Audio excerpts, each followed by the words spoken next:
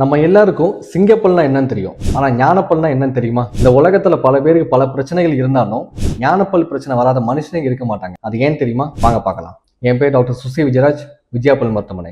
ஒரு மனுஷனுக்கு வாயில 32 பற்கள் இருக்கும். முன்பற்கள், கோரை பற்கள், முன்கடவை பற்கள், பின்கடவை பற்கள். அந்த பின்கடவை பற்கள்ல 3வது பல் தான் ஞானப்பல். கீழே 2 பல்லும் மேல 2 பல்லு இருக்கும். இந்த 4 பற்களும் உங்களுக்கு எப்ப முளைக்க ஸ்டார்ட் பண்ணும்னா 17ல இருந்து 25 வயசுக்குள்ளதான் முளைக்க ஸ்டார்ட் ஆகும். இந்த 4 பல்லுமே உங்களுக்கு எப்ப ப்ராப்பரா முளைக்கும்னா உங்க தாடையோட வளர்ச்சி கொஞ்சம் பெருசா இருந்துச்சுன்னா கண்டிப்பா ஞானப்பல் தாராளமா முளைக்கும். அதே தாடையோட வளர்ச்சி சின்னதா இருக்கிற பட்சத்துல அந்த ஞானப்பண்ணானது உங்களுக்கு ஒரு டோரை ஒரு ஆள் எட்டி பாக்குற மாதிரி சின்னதா முளைக்க ஸ்டார்ட் ஆகும். அதுதான் அதோட அறிகுறி. அப்படி அறிகுறி இருக்கிற பட்சத்துல தாடையோட சைஸ் சின்னதா இருக்கிறதுனால பல்லு முழுசா முளைக்காது. அப்படி முளைக்காத இருக்கிற பல்லு பேரு இம்பாக்டட் டீத்னு சொல்லுவாங்க. அப்படி இருக்கும்போதுதான் உங்களுக்கு அந்த தாடை வெளி வரும். பல்லு முளைக்கிற போது பார்த்தா அந்த பிரஷர்ல முன்னாடி இருக்கிற பல்லு ஃபுல்லா உங்களுக்கு பெயின் இருக்கும். சம்டைம்ஸ் காது வலிக்கிற மாதிரி இருக்கும். சம்டைம்ஸ் தலை கூட வலிக்கிற மாதிரி இருக்கும். அப்படி இருக்கிற தருணத்துல நீங்க டென்டிஸ்ட் போய் அணுகுங்க. அப்படி அணுகும் போது டாக்டர் என்ன பண்ணுவார்னா ஸ்கேன் பண்ணி பார்த்துட்டு இது ஞானப்பல், இந்த பல்லு உங்களுக்கு எடுக்க சொல்லுவார். அப்படி எடுக்க சொல்லிட்டானா நீங்க தாராளமா எடுத்துக்கலாம். அப்படி நீங்க எடுக்கிறனால இன்னொரு பல் வைக்கணும்னு அவசியம் இல்லை. அந்த பல்லுனால உங்களுக்கு எந்த சாப்பாட்டுக்கு உபயோகப்பட போறது இல்லை. ஒண்ணு மட்டும் தெரிஞ்சுக்கங்க, பொதுவா ஒரு பல்லுல சொத்தை வந்தாதான் வலி வரும். ஆனா ஞானப்பல்லை பொறுத்த வரைக்கும் ஞானப்பல்லுன்னு இருந்தாலே வலி வரதான் செய்யும். அது நீங்க எடுக்கிறதா உங்களுக்கு ஒரே சொல்யூஷனா இருக்கும்.